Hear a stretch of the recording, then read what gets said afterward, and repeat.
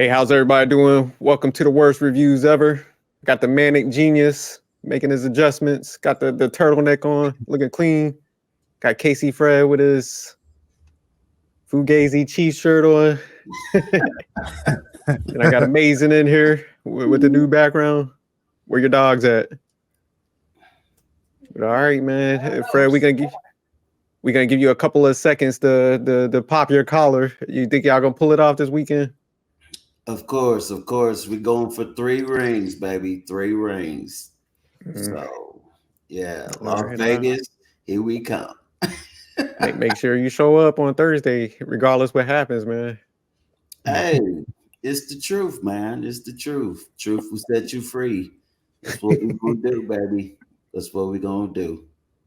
But all So, right, let me go ahead and pull these slides up. Manny, can you read these today? Can you see it, or you want me to go ahead and just jump into No, it? I can see it. I can see it. I can see it. We got Rebel Moon, Part 1. A Child of Fire, or simply Rebel Moon, is a 2023 American epic space opera film directed by Zack Snyder from a screenplay he co-wrote with Kurt Johnstad and Shay Hatton, based on a story Snyder conceived. The film is set in a fictional galaxy ruled by imperialistic Motherworld, whose military and Imperium threatens a farming colony on the moon of Velt. Cora, a former Imperium soldier, ventures on a quest to recruit warriors from across the galaxy to make a stand against the Imperium before they return to Velt.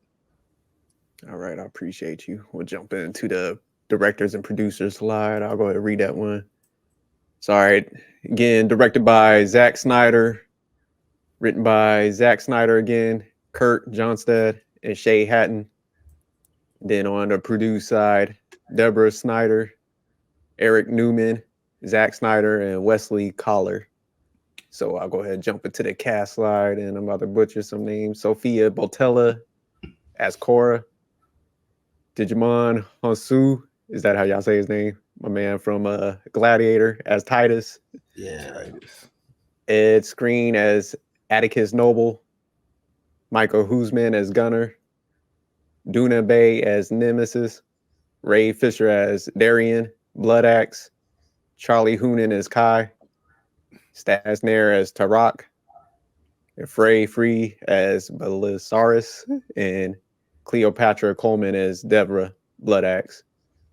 And all right, man, the meat and potatoes of the thing, the rating. So we'll go ahead. We'll start with Manic Genius on this one. What did you rate the movie?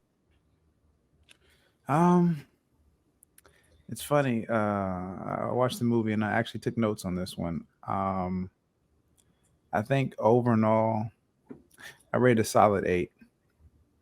Okay, so you got it between very good and excellent, right on that border. So Manic Genius with an 8. Amazing. What did you rate this movie? 7.5.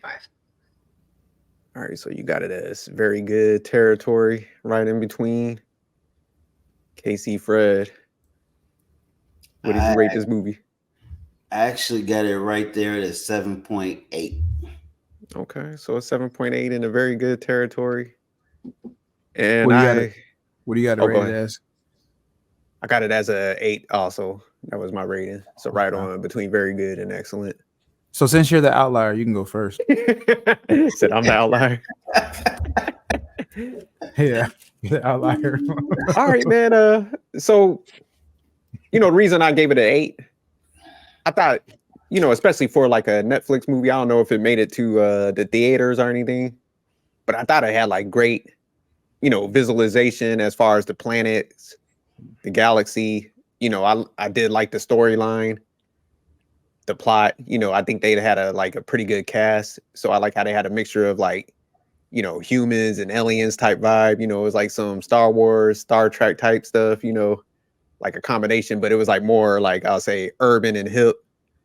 So I like how they kind of did it, not where it was just like in the past and everything was good, even we're going to break down in some of the scenes, but I just like how they kind of touched on everything where it wasn't like PG-13-ish, it was like definitely on some wild stuff. And definitely I like the fighting scenes also. So, I think overall it just had a good storyline. And we always talk about it before where, when they do movies, I know one of my biggest things is just like it seems like they just cram everything into the movie versus this one. It's like, you know what, it had enough build up. Part 2 coming out soon. So I like how they just somebody actually sat down and did a good job of like outlining the movie, laying it out, and it's like, okay, man, we're not just gonna cram everything for the sake of fuck up the storyline. We're gonna actually like break it down into different parts and stuff, and that way we could just let the movie build up and carry it on the proper way. So I think they did a fantastic job laying it out. And actually, I'm thinking about bumping my score up a little bit now that I'm going through this. But all right, who's the other outlier? Amazing. So why'd you give it a 7.5? I was not expecting to be an outlier at 7.5. But Yeah. I thought it was just a really good. I did think it was a very good movie. I actually even teetered with giving it a little bit higher than the 7.5. Like you said, I really liked the just kind of like the whole layout of the movie. I like the beginning on how it kind of gave like a brief history, and I also like the way throughout the movie, especially with Cora, it kind of gave flashbacks to give more insight on just to where she got to be with her character. So yeah, overall, I thought it was really good. All right. We'll go ahead and get Casey Fred on there. Yeah, I gave it a 7.8, and actually, like the whole time I was watching it, I was getting these Star Wars and Star Trek vibes and stuff, and I loved all the different characters, and some of them I wasn't even expecting, but it was just like, okay, what planet are they from? And then I liked how the ships were all of a sudden, take off, and then they were unique, and how it was like you had to get all these different types of people, and everyone brought something new to the table, these warriors and stuff. And it was just like it was us versus them. And so it was like getting ready for a heavyweight fight and stuff. And so that's what is getting ready to prepare for this next challenge in part 2. Of course, I know when we talk about it later, I always get that mini series vibe, and I always tell you guys about it. Because this thing was long. I was like, okay, let me keep my eyes awake, and everything. But no, I love the action and I love the sci-fi, so that's why I gave it a 7.8. All right, the Manic Genius. Why'd you rate it an 8? I rated this one an 8 because I think, like Fred said, it was, you look at the timing and it looks like a long movie, but honestly, I enjoyed it all the way through. It didn't feel that long to me because I felt the director was very careful with each scene within the, I'm not going to go too much into the storyline or plot, but I think the director was really good about grabbing our attention. Even from the opening scene, it kind of depicts how life is for them. Opening scene, like they got course sniffing dirt and like how, and then she's like tilling the land. So it's just like gender roles are not clearly defined. It's a different lifestyle. So I think they did a good job of grabbing our attention throughout the whole movie. It's not really my type of vibe, so I don't think I could really appreciate that much, and that's probably why my score is a little bit lower than just how the cinematics that I talked about. But pretty good movie overall, and that's why I had it as an 8. All right, we'll go ahead and jump into the open discussion questions. So we'll roll the 2 together. So would you recommend this movie to anyone, and would you watch this again? And I'll start with you, Manic Genius. I'm going to go with a yes, and I'm going to go with a yes. All right. So Amazing. Would you recommend this movie to anyone, and would you watch this again? I would do 2 yeses as well. All right. Casey Fred, would you recommend this movie to anyone, and would you watch this again? Because it's 2 parts, I would definitely say yes and yes. In fact, I'm probably going to have to watch it again before part 2 even comes, just so that way I can make sure I'm still right where I need to be. Because you can tell that these 2 are supposed to be together, just the way they left it hanging at the end. So, Yeah, no, definitely. That's a good point. I'm definitely gonna have to watch it again, and I would recommend this to people because it's definitely I say building up to be a good series. You know, we ain't seen Mhm. part 2 yet, but we definitely gonna have to do a review on that to see how it all ties into together. Sorry, Right. we'll go ahead and jump in. What did you think about the plot or the storyline? And I'll start with Casey Fred on that. I thought it was good. It's interesting. You knew, um, you've got these farmers, these people that are, this group of people that are just, you can tell they're innocent. They're just trying to live their lives. And here's this girl, this woman that's kind of reminds me of a Jonah or somebody in the Bible that's not even supposed to even be there. But yet at the end of the day, she's there. And it's not until uh, you realize she's not just a warrior, but she's as tough as they come. And you find out later on down in the road in the movie that she is highly decorated and she is one of the best of what she does. And they even show you in an action scene when she takes on all these men, and you're like, wow, okay, I didn't see that coming. And so she embarks on this journey to be able to grab some more people because she realized, just like in football, you can't just play by yourself. You got to be able to have a team and have an army to be able to go with it. So she goes and tries to get the best at what they do. And so that's where the action really, really unfolds. And so the injustice of this for trying to not only protect themselves, but protect this group of farmers of these in their land, I thought it was really cool and captivating. And so I just kind of thought it was really good. And the way that journey, the way it takes you, and people sacrificing um, their very lives actually to be able to get from A to B. I thought was good. And then, like Amazing was saying, also to keep giving you history and backdrop as far as how she came to be and the story behind the reason why this motherland, this army that they're going to have to face, why they are who they are, and why are they trying to come over and take over. And you find out that it's like I said, it's a David and Goliath type of story. And I mean, you just start finding yourself rooting for the underdog, which is really what they are. They're really the underdog. It's only a small group of them versus all these people. And they're outnumbered, don't even have all the ships and everything, but yet they're willing to be able to fight and sacrifice it all. So, I mean, it's just a good story. I like the plot, I like the storyline.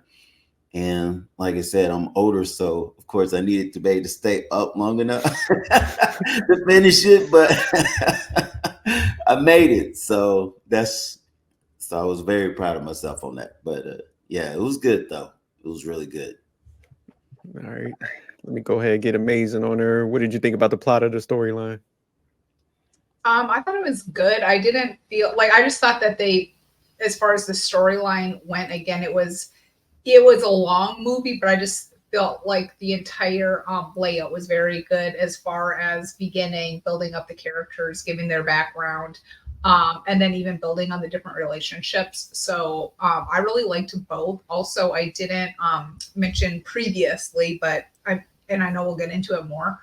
But I also really liked just in general the names of the different characters that they gave, and kind of, there's different meanings to a lot of those names. So I really liked just how they really set up with the meanings of those names in correlation with the characters. So I thought everything just went really well together. Okay. All right. The Manic Genius. What did you think about the plot of the storyline? I think the plot was pretty good. I appreciated the plot was solid. The storyline getting there, it was consistent. I felt like each scene gave little bits of information about what was going on and kind of the direction of where we were headed. as the viewers. So I think they did a good job in not trying to rush too much. They had a lot of time with this movie, but I think they utilized the time well as far as how they introduce information to us, especially with the flashbacks. Because I've been seeing a lot of movies that they're going away from flashbacks, and flashbacks kind of really help tie that story in. I think they did a good job with that. So plot was solid. Not This is like not my type of movie, so I don't think I can like I said earlier, I don't think I could fully appreciate it, but plot was cool for me, and the storyline was solid. All right. So for me, if I'm breaking down the plot and the storyline, I definitely like sci-fi movies, so I'm very heavy on that niche. But like we kind of mentioned before, I think it was spaced out properly, had the right amount of I'll say action.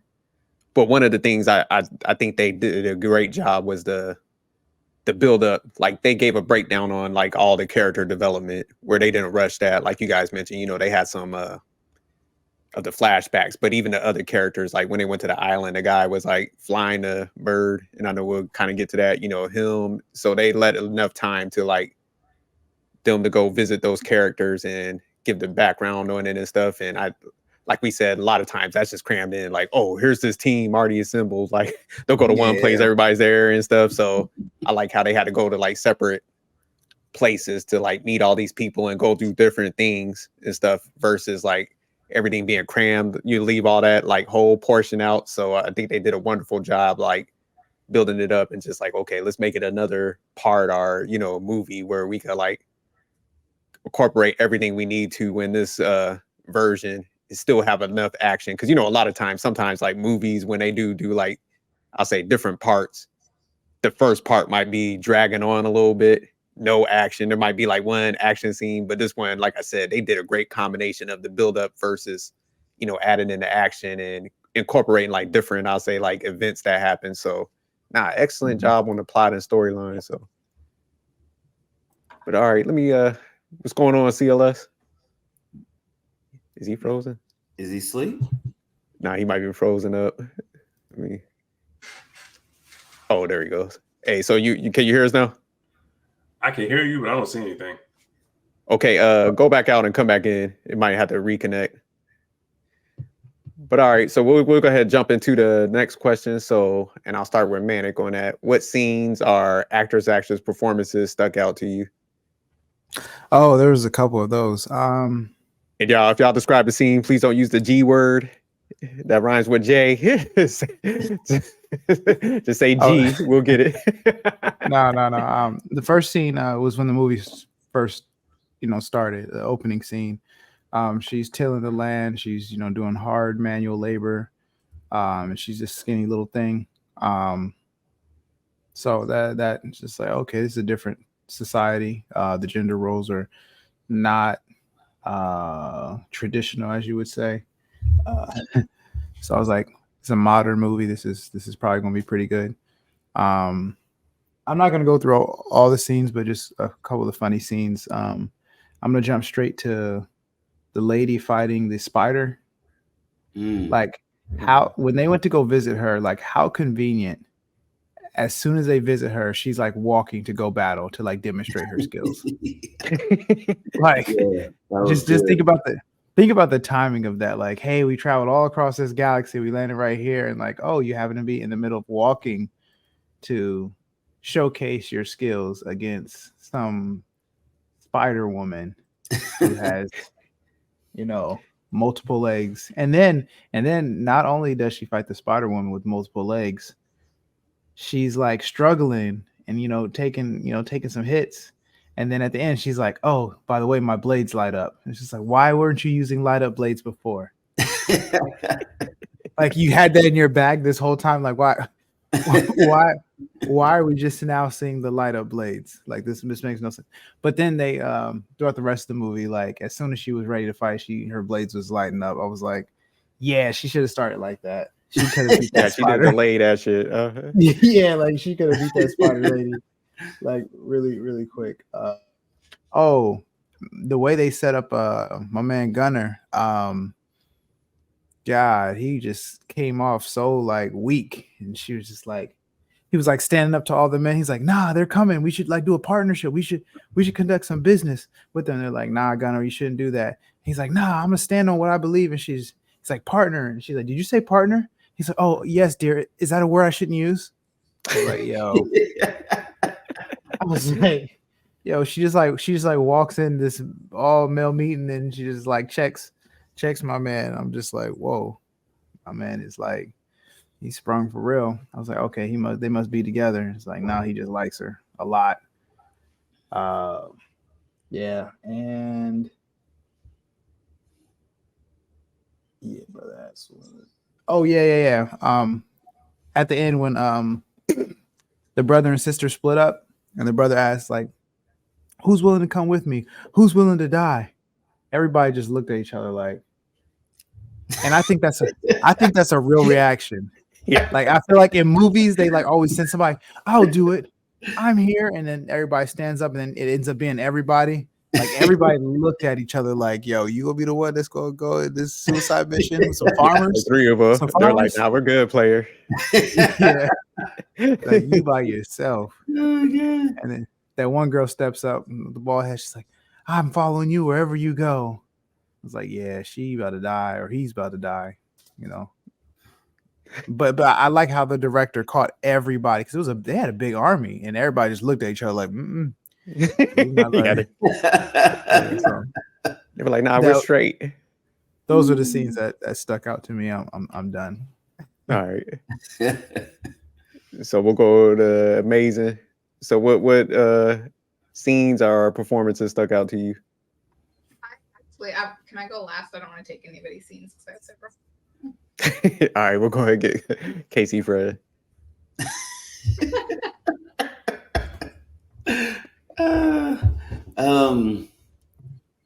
All right, so one of my very first ones is like at the beginning where you meet the community and you meet the farmers, and of course you got the guy that's supposedly supposed to be, as they called him, the father of the community or whatever.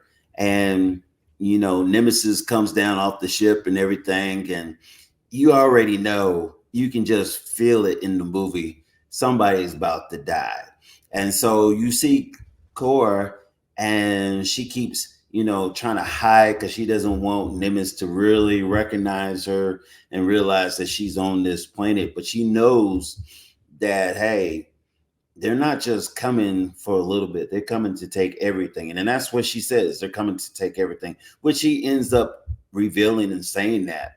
But at the end of their conversation, when they get in the huddle, Nemesis don't just kill the father. He kills the wife too. I mean, it was just like boom, boom.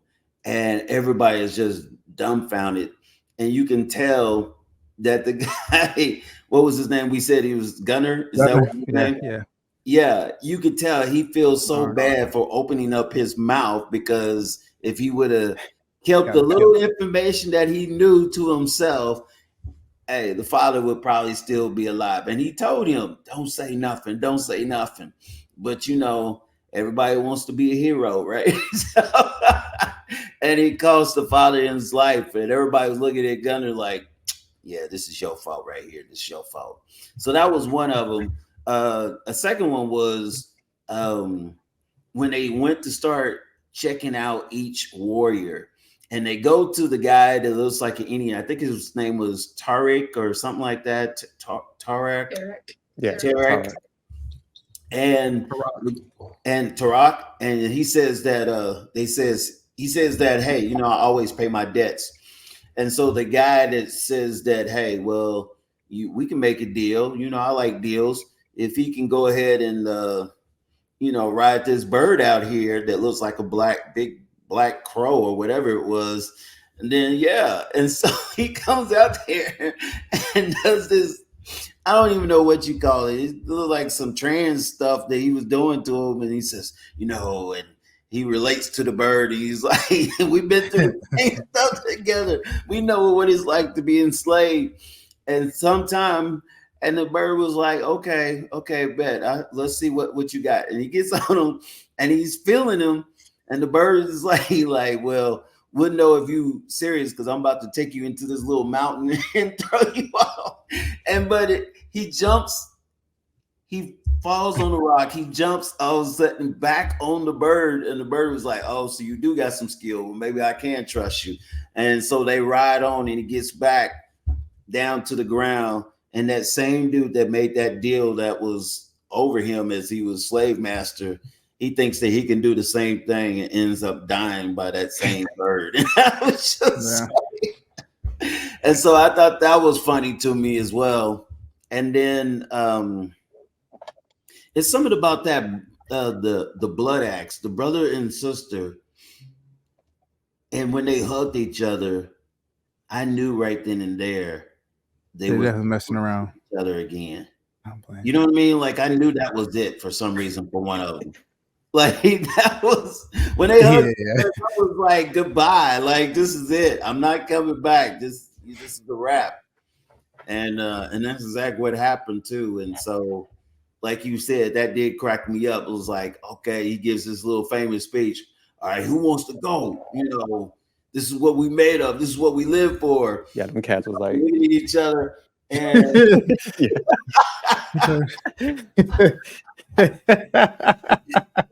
because I know if it was one of us, it would have been like, check, please. You know what I'm saying? So they were like, but he got the shades on. Ray Charles. Who wants to join us? They were like, hey, let me hold your wrist and make sure this is you first. Yeah, but it was, I don't know, it was cool. And then they get into the battle scenes, and like I said, you really find out Cora is the truth. I mean, she's not just some little girl that, you know, was on the side. You find out that she was a real soldier. Another scene that really got to me, and then Amy, I'll let you have it, but was the robot. And you know that's going to be a big part of part 2. And, you know, the robot, at first, they said, well, they don't fight. And those guys were all of a sudden shooting at it and stuff like that. And the robot was like, okay, I see you. But then when it was all of a sudden time for that little, that robot befriended that blonde girl, which I can't remember her name, so I apologize. But they become friends by the pond and stuff. And she puts a little flowered, you know, little ribbon thing type around the robot's head or whatever, and rubs his face, and the robot's face lights up. And then when she gets in trouble, and these about, I don't know, it look like what, 7 to 10 guys that look like they all about to get ready to. Yeah. Cora comes in there and starts fighting, but then all of a sudden that robot comes in there and sees it and realizes that all of a sudden picks up the gun, and he's like, well, you ain't gonna do that. I command you to put that gun down. And then the robot literally fires it, and with one shot kills that little commander of that little group of 10 that was there. And the robot shot that? The robot. Yeah, the robot. He shot the last person. And then he took off. And then it was crazy because you really didn't see that robot no more until the very end of the movie. Mm-hmm. And it lets you know that, man, I don't know what's going on, but I think that robot's going to be a part of that crew that's going to go ahead and take on that big old army that they're going to have to face in the second part of the movie. And so those were like key things, key moments that kind of like really stuck out to me and were significant. And like I said, I enjoyed the movie. I really did. It's a lot of sci-fi, a lot of action, but really fulfilling. So very good. Before I pass it to Mason, CLS, let me go back. Let me get your rating real quick. What did you rate this movie? I give it a 9. Damn, okay. So CLS is between excellent and classic. Shout out to CLS. Yeah, I thought it was good. Why'd you rate it so high? No, I just said it was excellent. I didn't say it was a classic. I don't know about I'll take it that far, but I ain't see part 2 yet. Part 2 don't come until April. Look, CLS, you're acting like we made up classic. He said 9. That's borderline classic. All right, well, it's right there in the middle, right there. It says between excellent and classic. All right, well, fuck it then. It's 8.5. Fuck it. No. So why'd you rate it so high? Why'd you rate it so high? Why would you? I couldn't find any. I didn't really. I mean, throughout the whole movie, it's like I kind of heard some of the stuff that Fred was saying. I didn't really see anything. I couldn't find anything that I disliked about the film because the storyline was good. No, all of our ratings were pretty high. I gave it like an 8, and I'm definitely gonna go up a little bit when I started thinking about it. Manic rated it an 8. Mason was like a 7.5, and I think Fred was 7.8. So yeah, we're all in that, trajectory. So yeah, I agree with you. I think it was a good movie, man. Definitely. Because you can kind of predict some of the scenes, like you kind of think what some of the actions, like what's the dude name? Was it Sindri? He was the one. He was like the lead farmer, right? Yeah. Sindri, the one that got killed by the general. Mm-hmm. Yeah. You know what? I didn't think he was gonna die that early, man. Because he's a pretty solid actor, man. Like he is. So that's why I was shocked when they killed him off that quick. Because Gunner, man. Gunner got him fucking killed. He told him to be quiet. He said, "Don't volunteer no information. Just be quiet." Yeah. He started talking. Gunner was like, "Look, when leadership goes wrong." Yeah, you guys are a bunch of farmers. I mean, you know nothing about war and fighting. Gunner does. Gunner was like, look, I'm stepping up. I don't give a damn what you said. Gunner caught his first body in the first 30 minutes of the movie. Man, Gunner couldn't fight for shit. He really couldn't. They taught him how to fight, but he couldn't fight for shit. Remember when I guess the chick with the 2 swords was fighting that spider woman, that big spider creature thing with the little girl. Yeah, Gunner didn't do shit. He went and rescued that little girl. Yeah, he helped. That was an assist. Yeah, I mean, Gunner was like John Stockton. Gunner was like John Stockton out there. Oh man! But you didn't see nobody else step up. You didn't see nobody else step up and go help rescue that little girl. He got Sindri killed. Fuck that nigga. he got Sindri killed immediately. Rolling credits. He said, 30 minutes, you're out of there. I'm the new king now. He was like, would you guys like some L? He was like, man, we need that wheat and barley, Doug. What you talking about some L? Everything. He was trying to get him drunk. He was like, would you like some L and some libations? He was like, look, we need that wheat, half your produce. He wanted everything. My man came down with a high and tight. He meant business. Mm-hmm. He's a bad guy. He's like a bad guy in every movie he's in. Oh yeah, my man legit. Remember in Deadpool, he was Francis. Mm-hmm. Yeah, my man. He has a good bad guy face. He does. He does, and that high and tight was ferocious. Came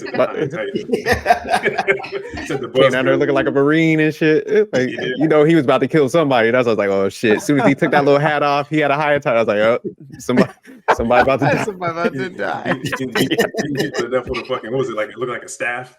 Yeah, the little knockout staff, the wooden staff, beating niggas up with it. Yeah.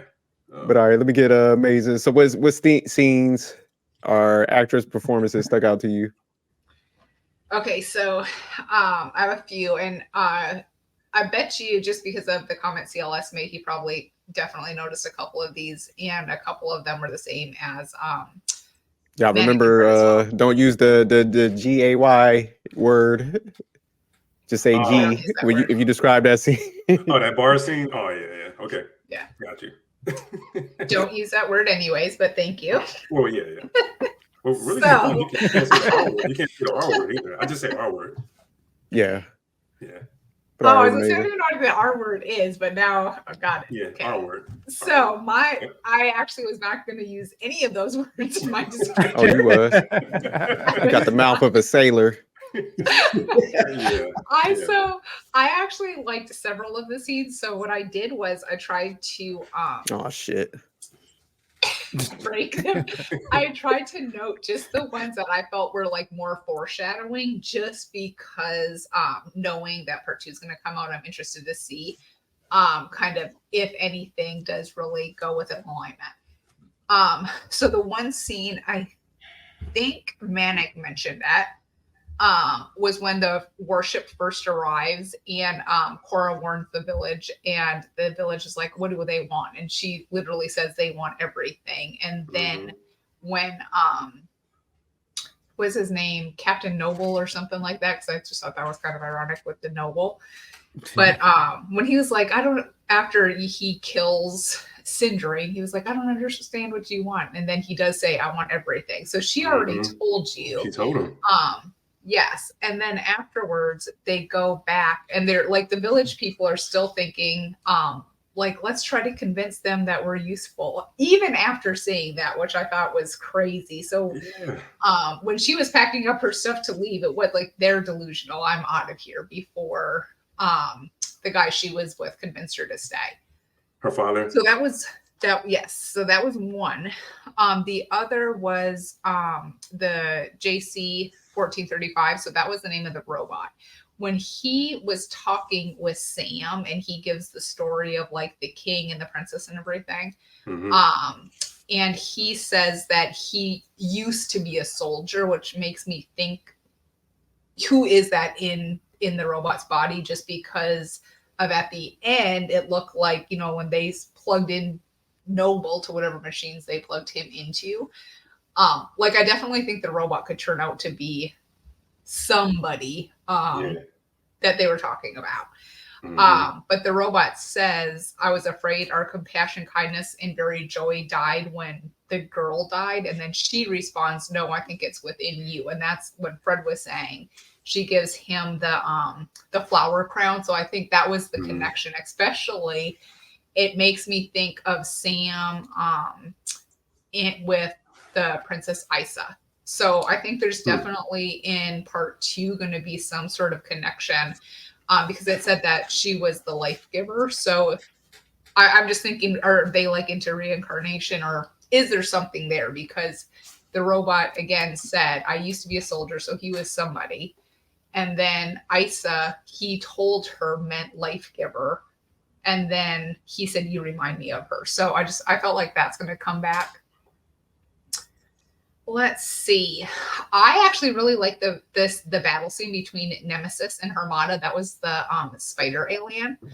And Armada says that she wants justice. So she's basically like, that's the rationale. She wants justice for her babies.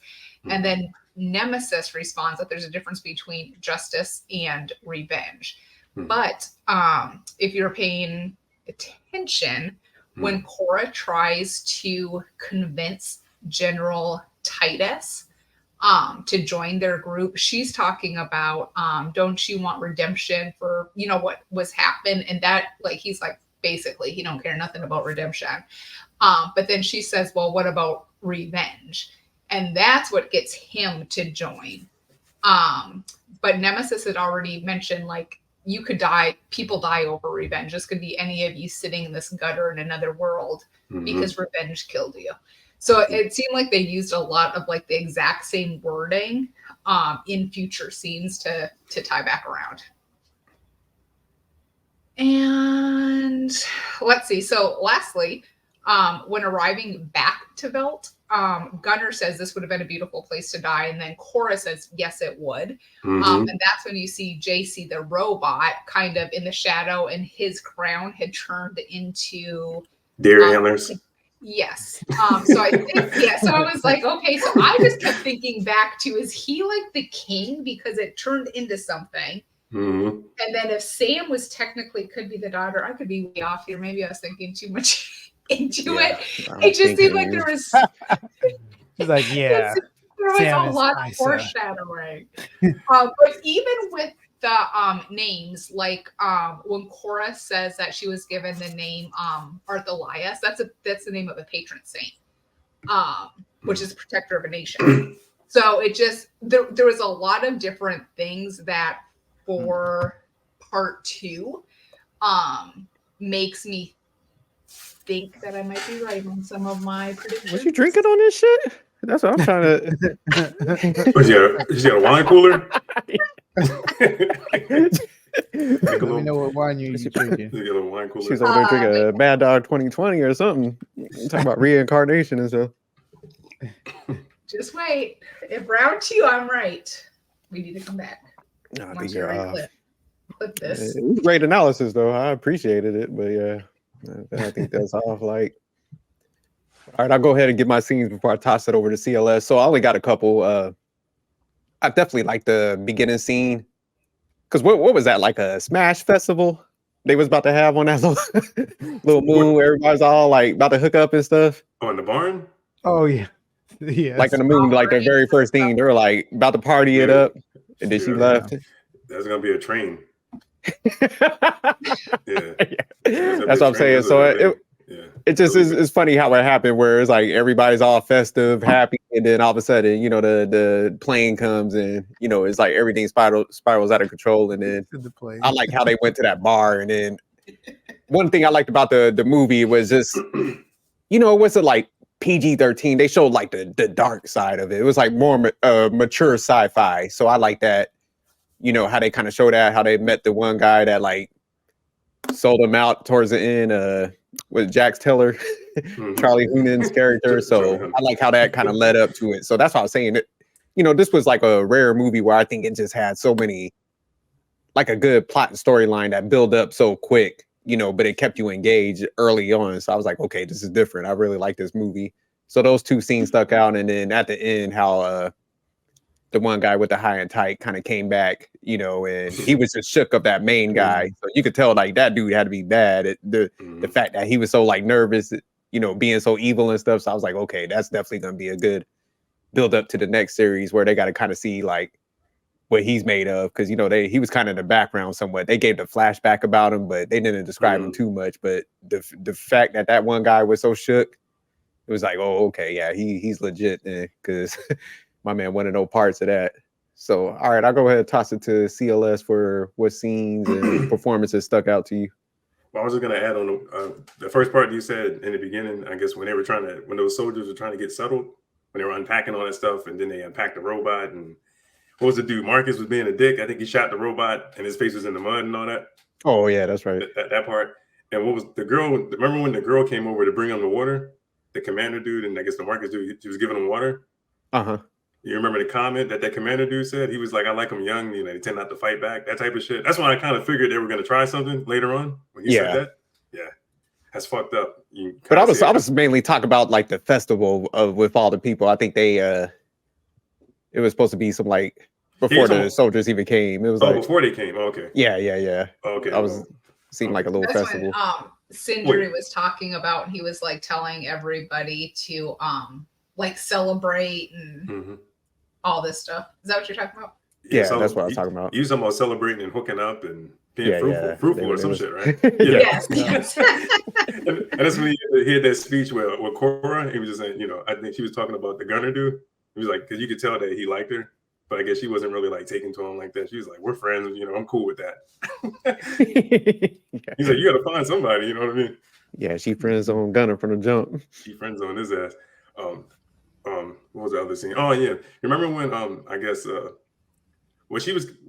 she had already had her mind made up. Was it Cora that she was gonna leave, and then her dad kind of gave her that talk. He was just like, well, when I found you and that ship wreckage. Well, I think it was like a crash plane or something. The wreckage. He said, I found you. I was gonna leave you. You know what I mean? Initially, I was gonna leave you, but then I brought you back to our village, and we took you in. You know, and I guess him giving her that speech kind of convinced her to help him fight, help protect the villagers and all that. Yeah, that's right. And I think right after that, that's when she went to the barn and, you know, all that stuff was going on. Yeah, that's when you get to see her in action. Yeah. So I thought that was a real cool scene. Like, no, that was. She kind of acted like she was great, hand that soldier the axe, and then she just kind of let him have it after that. Yeah, that was dope. That whole scene was dope. Yeah, that was a good scene. And I like the part when her and Gunner, when they leave and they're talking, and she was giving her story. You know, when she was like 9 years old, and I guess like, what's his name? I think his name was what's it called? Balzarius. The dude she fought at the end. Yeah. Balzarius. That's it. Yeah, it was like her whole family got killed, and she was holding a gun, like she was about to shoot him, and then the gun clicked, and she had the gun up to his face. And he just kind of took her in, right? Yeah. Did anybody here bring up Infinity War? Anybody bring that up? Uh-uh. Okay. That scene Thanos. reminded me of Infinity War because she was 9 years old and you see how he took her in, he spared her life, and then he kind of groomed her into a soldier. Yeah, that's a good. The same parallel. thing happened in Infinity War with Gamora. Remember when that Thanos came to her planet, he was just wiping out half the planets, took Gamora in, and he turned her into a soldier. Same shit, bro. Same shit. Yeah. That's that the Snyder dude. That's definitely that's facts. I didn't even think about that. Yeah. I thought about it when I saw that scene. I was like, he did the same thing that happened in Infinity War. That's dope. Dang. Yeah. Yeah, I didn't even make that connection. Yeah. I'm gonna have to drop my score a little bit. Did you like Infinity War? I did, but it's not. It's being a little less original. It's going off. It was spot on. Amy, you were at a 7.8.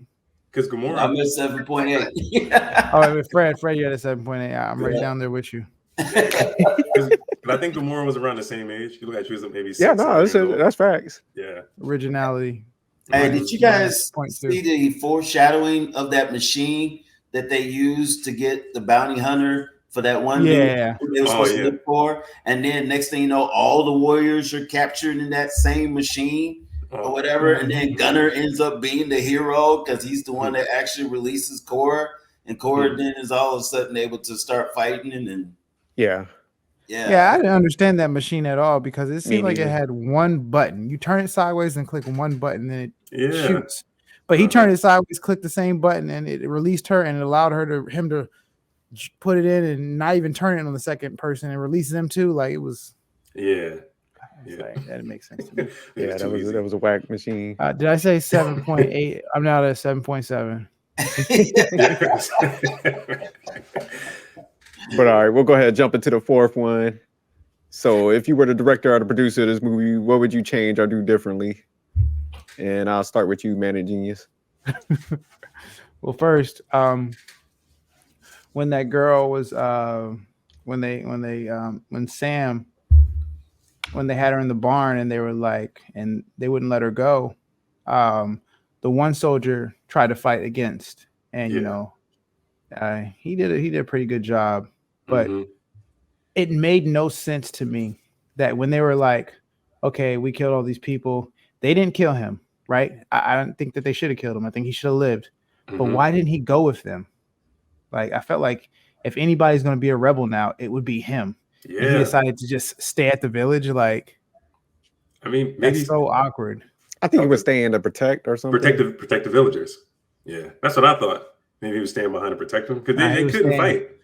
I thought he was staying to be with her. Yeah, he was staying to be that little girl. That's what. By the time he got off the ship, he peeped her. He was like, "Oh shoot!" Yeah, he did. Kind of cute with the little blue eyes. But I think they told him to I can't remember, but I think they told him to kind of stay. Nah, they didn't even show a conversation that they had with him. I mean, they're the same age too. You know what I mean? Him and that girl, like around the same age, teenagers. Yeah, I would have made that soldier dude come and I would have changed that scene. I would have changed. Yeah, I would have changed the whole scene with Korra, like showing her skills. I wouldn't have showed her skills just yet. I would have had her about to be, like calling for help. I would have had Korra come there and like, hey, stop. And then I would have had the robot thing just like kind of just stand up. And then like, oh, okay, robot, handle her. Then I would have had the robot just put in work. And then we could have seen how ill the robot really is. Oh, okay. And then I would have had the robot just like, hey, I don't want to do this anymore, and like have him run off. And then they could have, did everything else in the movie and then they could have had the robot come back. When they came back, the robot's like, hey, I've been training them. They're almost ready. So I would have made the robot going a little bit more. All right. Yeah, so amazing. If you were the director or the producer of the movie, what would you change or do differently? I didn't have anything. I would just keep it as is. Okay. What about you, Casey, Fred?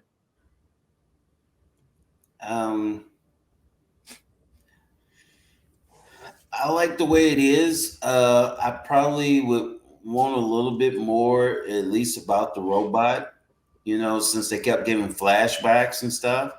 Because it's one thing to talk about it, it's another thing to actually show it. And, they had the presence of mind to be able to do that with Korra, who is the main character. But there's such a mystery behind the robot that you just know that's robot and his crew is going to have to be a major part of, the next part 2. You just don't know how. And then I do agree with Amy. It makes you wonder, that little girl that Cora was protecting, and when, in her soldier days, where is she and what happened to her? Because we really don't know what happened to that little girl.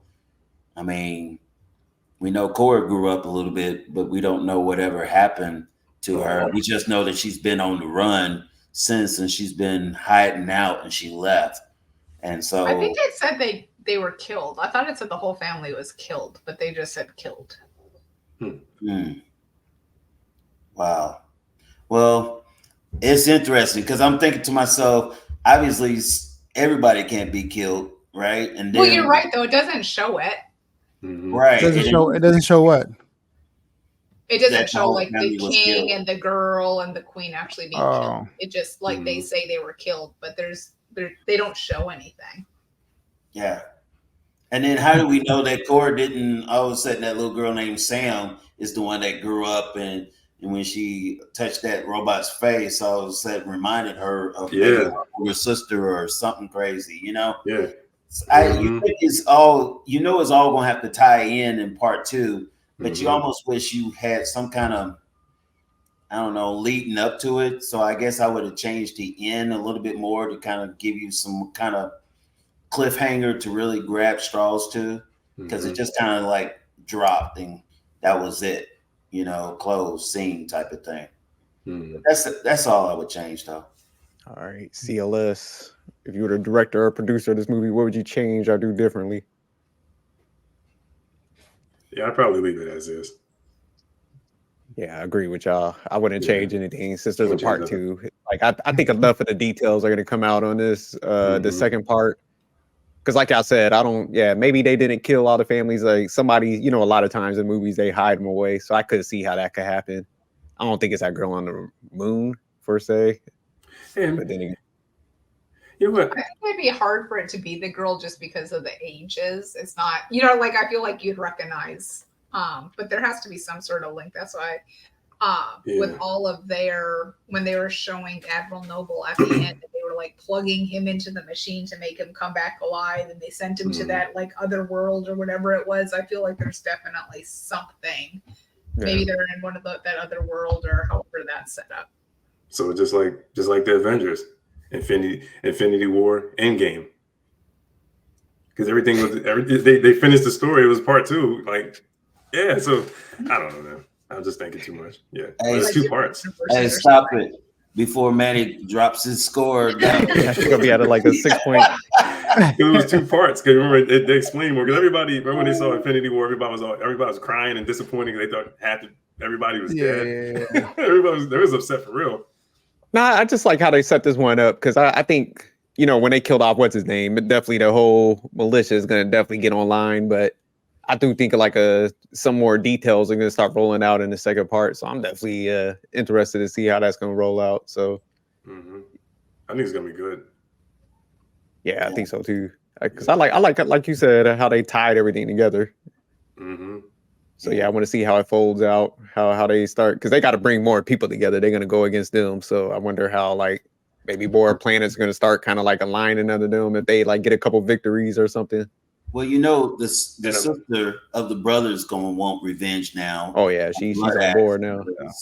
She bringing a whole crew. So it's not going to be a choice anymore. I also wonder if Kai, the bounty hunter, if he's going to turn into a good guy at some point. The Judas? The one that sold them out? Yeah. When he was talking about all that honor and all that stuff, I wonder if part 2, if he's going to do something to kind of redeem himself. Man, they looking for him. That was a cold move he did. I saw it coming though when they were talking about because he was just I got to make a stop real quick. I just gotta. Come on now, y'all have a very important mission. You got to make a stop real quick. I was like, hey, Make you stop after you drop us off. Like, yeah. Like, we good. Keep it moving. As I know, I was a little late jumping on. Did you guys get a chance to talk about the actors a little bit? The actors that were in the film? Now go ahead, break some of that down. No, I was just what I remember about Cora, the woman, the actor that played Cora. I was thinking about the movies that I saw her in. I've only seen her in like 4. Like Sophia, you see the Kingsman, the Kingsman Secret Service movies, Kingsman. She was in that. Yeah, she's the one with the hooks. Remember the chick with the spike legs. I think she got those spike legs or whatever, those blades on her legs. Remember that? But she was in that. She was in the Mummy remake too with Tom Cruise. You seen that one? The new Mummy movie. Oh no, with Tom Cruise? Okay. She's the mummy. She's her? the actual. Yeah, she's that. I guess a 5,000-year-old mummy or whatever. 2,000. Yeah, she's the mummy. And she was in that movie on Netflix. What's it called? Atomic Bomb. That's what with Charlize Theron. Oh, okay. That's why. I'm sorry. Atomic Blonde. Sorry. Oh, yeah. Those are only 4 movies I've seen her in, because I think she's. Well, I read online. It said she grew up in France, so she's done a lot of films over there. So she hadn't done a lot of American film. So. Oh, okay. Yeah, she's got a pretty good movie resume. I'm looking at it right now. I pulled it up. And what's his name? Was it Digimon? Was it Hanso? How do you pronounce his name? His last name? You're close enough. We don't know. yeah. Would you seen? I was in trouble pronouncing his name. He was in Amistad. The fucking Blood Diamond. Give us free. You see Blood Diamond? Yeah. When I saw Blood Diamond, I didn't want to go to Africa. I was scared to go to Africa when I saw Blood Diamond. That thing had me working in a fucking diamond mine. Yeah, he was also in Gladiator. I mean, he plays a lot of those like warrior movies. He was in Never Back Down too. Yeah. He I think it was either part 2 or part 3. Yeah, he was like an MMA fighter. He was training those students. Trainer. He was dope. Yeah, he was. Wasn't he with Kimora Lee Simmons? He was. He got a baby with her. Mm-hmm. Oh, okay, that's right. Biker Boys. He was in Biker Boys. Yeah, that's what I remember. He was in Biker Boys. You're right. Facts. Yeah, he was. Damn, yeah, he's in quite a few. Guardians of the Galaxy. Shoot. Yeah, he was. Guardians of the Galaxy. He got a nice little resume. Mm-hmm. He was also in Shazam. Yep, Black Adam. Oh, yeah. That's what I'm saying. He played in all those like superhero movies. He said, "Say my name." And then you got let me see. Oh yeah, Charlie Hunnam. You keep seeing Jackson Teller. Keep seeing Jax every time I see his ass. Yeah. And he was in that King Arthur movie though. You ever see King Arthur? Yeah, he was in King Arthur. He was in that what was like something like Godzilla movie where they were like the machines that was fighting Godzilla, but I forgot the name of it. Pacific Rim? Yeah, Pacific Rim. There you go. I went to the movies and saw that. I went to the movies and saw that and fell asleep. It was boring. Yeah. Pacific Rim, yeah. There's a lot of I was asleep for like 30 minutes. There's a lot of talking. It was. Not even Idris could save that movie. He was in it. Gunnar was in quite a few movies also, because I love that movie, The Age of Adeline. You said Gunnar? The Gunnar dude. And then it's so funny because I had actually read this book as part of my book club, but then I saw that they had a Netflix movie, so I watched the Netflix movie, and it was called the Guernsey Literary, and what was it? Guernsey. I had to look it up. Guernsey Literary and Potato Peel Society, and it was that back during like Holocaust times and stuff, and it was a very interesting book, which you never would have guessed from the title. But he was the main character in that movie as well. Yeah, he's got a pretty good. And I saw that Transporter movie too. Was it the Noble dude? He was in that Transporter movie. Yeah, that's right. I think it was like the one Jason Statham didn't do because he did the first 3. So it was like I don't know, it was like a reboot or what the hell it was. He said he gave up. Yeah, he just got bored. I guess Statham got bored. He was like, he can do the 4th one. Fuck it. He can do the 4th one. Just replace it. Like, let somebody else eat. He's like, I'm good. I'm in Fast and Furious, like 5 through 15 and stuff. Yeah, right. Yeah. You're gonna be in. I didn't see 10 yet. I seen like the first 9. I haven't seen 10 yet.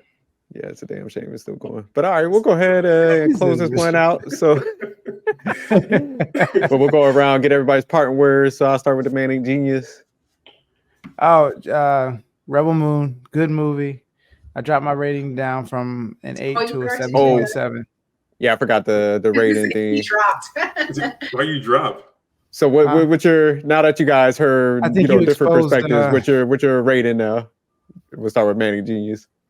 I think CLS exposed some similarities that play with my thoughts on this movie's originality when it came to the whole, hey, destroy your whole planet or family and take you in.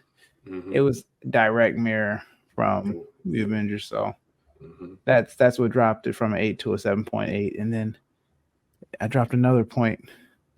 I forget why. But it also had to do with something that CLS exposed about this movie. He said something about Infinity. Oh, because there's a part 1 and a part 2? No. Because part 2 comes out in April, huh? You're CLS. You're also Gunner, see, so you keep all opening your mouth at the wrong time. So you're at a 7.7 now? Yeah, I'm at a 7.7 now. But it's still pretty good movie overall. Still a good movie. You were, I think it was the part when he said when Belisarius saved Cora as a child and then gave her the name or whatever. Mm-hmm. That was the other piece that he groomed her. He kind of groomed her, and he was like his student and mentor, protege. Yeah, maybe he just wants you down there with her because she's the outlier, bro. No, I'm actually going to increase. I thought it was pretty good. And all right, amazing. Really, what are you increasing to? Sorry, I'm increasing to 8. I don't think you can really have an original plot now. I mean, there's just too many movies out there. I think you're going to find something to compare with everything. It's just going to be dependent on who does it better. Yeah, I agree with you. Did you see the Italian? Oh, no, I'll wait. Oh, go ahead. Casey, Fred. I'm still solid with the 7.8, man. So, okay. Like I said, until I think I could raise it up higher if I saw part 1 and part 2. But that's a good thing. Left it flat. It's just kind of like I gotta leave everything where it is. Once we watch the second part, we'll see we'll take our scores from this, and then we'll see how it connects with both. But so you're staying the same at 7.8, right? All right, CLS, you still staying at 9? You going up or down? Yeah, I'll keep it at 9. All right. Yeah, I'm gonna actually go 8. I'm gonna go to an 8.5. So I'm gonna put it in that. It's still in an excellent territory, but I'm going up. But definitely a solid movie. Liked it. Manic is the only one that went down a little bit. That low score, 7.7. There was a lot of action, and it kept you, engaged. Yeah, I like the storyline. I can't wait till the second part come out. We definitely gonna do that review. We'll like I said, we'll line up both our score for part 1, and then we'll see how it lines up with part 2. So. All right, CLS, what you about to say? We Amazing watched the Italian Job yet? Yeah, I was going to ask you, did you watch the Italian Job yet? You make her watch. Nah, not this weekend. You had a whole week to watch it. Did you watch it? I know. I looked it up. I do actually remember when that came out, but I didn't watch it. I started watching Griselda, which is pretty good. You could have watched that movie. It's only was it 2 hours long? I think it's. We gonna watch it this weekend. Because I wanted to hear her thoughts. That's why I was waiting to ask her. Yeah, I'll watch it. Yeah, we gonna watch it. We gonna break that one down. But all right, Manic, parting words. Yep. Here every Thursday. Check us out, Manic Sophistication. All right, amazing. Good movie. Have a good week, everybody. Good luck. Good luck Sunday, Fred. Casey, Fred. Parting words. You got Taylor Swift. Watch the Super Bowl and watch that third ring just pop up on the finger, baby. Come on now. Chiefs all day, every day, baby. Let's do this. Are you showing up if they lose? One thing I bought some pieces on a scoreboard. So I would like the Chiefs to get certain numbers. I just don't remember what they are right now. I'm down. Okay. All right, CLS, parting words. Good movie. Watch when you get a chance. What part 2 comes out? I think it said April 24th or something like that. April. Yep. 2 more months. Yeah. Good movie. Watch the movie. All right. You can find me. Are we doing that too? We still doing that? Yeah. No, definitely. Like yourself. Oh yeah, Facebook, Instagram, YouTube. This is CLS, Manic Sophistication. Yeah. See you next Thursday or possibly Tuesday if I can make it. If I can make it. But all right, yeah, tune in, catch us at the Manic Sophistication channel. You know, we're gonna keep doing the movie reviews. So, like I said, y'all got any suggestions? Please send them to me, and we'll start breaking those down. We'll fit them in the schedule. But other than that, keep tuning in. Let us know in the comments what you feel. And other than that, peace.